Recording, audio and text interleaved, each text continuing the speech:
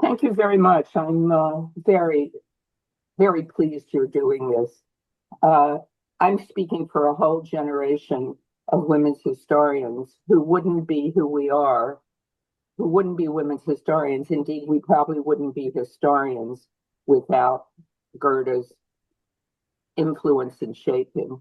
I know a lot of what you all will, what the conference will talk about is her scholarship, but I want to talk just very briefly about her mentorship.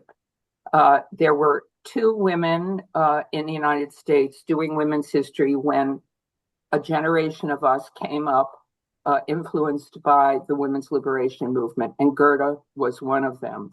And they were on the lookout for younger women who they could mentor into women's history. And I was lucky to be found to be such a person. Um, the first memory I have of her, I think I met her before, but the first memory I have is that I'm still a graduate student, an arrogant, innocent graduate student, and I uh, I had written my very first article, which was a small article in a women's liberation journal about the Grimke sisters. And I knew she had written about the Grimke sisters, but I hadn't really read the book carefully.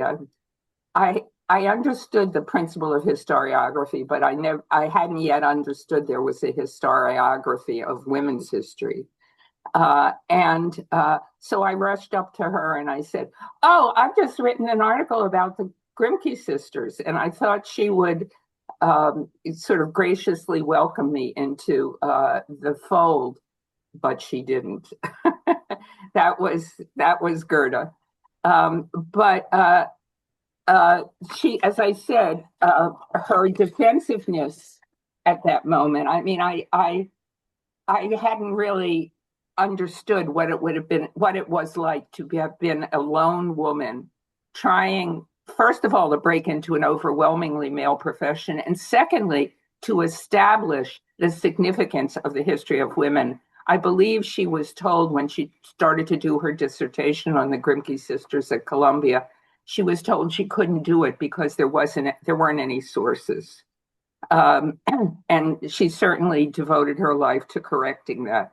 A few years later, uh, I experienced the other side of her, which is she was putting together a series in women's history, I think the first, to be published by Schocken, the once German Jewish line company, but was now in the United States. And she invited me, my dissertation had been published, she invited me to do a book about a collection of the writings of Susan B. Anthony and Elizabeth Cady Stanton. It came out in 1981. The book has outlived Schocken, which is, and it outlived a second publisher, Northeastern. It's in its fourth edition. I just to repeat, I wouldn't be who I am without the incredible influence of this woman.